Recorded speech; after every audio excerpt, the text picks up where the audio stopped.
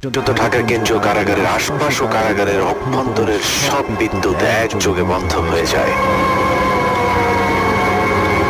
বন্ধ হয়ে যায় বললে ভুল হবে, বন্ধ করে দেওয়া হয়। 1.5 ঘন্টা ঢাকা কারাগারের মতো স্পর্শকাতর জায়গায় কেন বিদ্যুৎ বন্ধ করে রাখা হয়েছিল সেটা একটু পরে বলি। আগে বিদ্যুৎ আবার ফিরে আসার পর কারাগারের অবস্থা কেমন ছিল সেটা বর্ণনা করা যাক। ঢাকা কেন্দ্রীয় কারাগারে ওই দিন কয়েদিদের সবার ভেতরে এমনিতেই কিছুটা অস্থিরতা কাজ করছিল, কারণ তারা জানতো জেলখানায় সেদিন 5 জনের ফাঁসি কার্যকর হতে যাচ্ছে।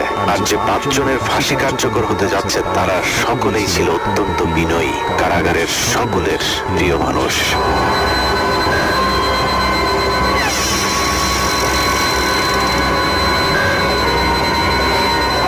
রাত 12:01 colonel Faruk Rahman, major AK Mohiuddin Ahmed artillery, Mohiuddin lancer ও সুলতান শাহরিয়ার রশিদ খানকে ফাঁসিতে ঝুলিয়ে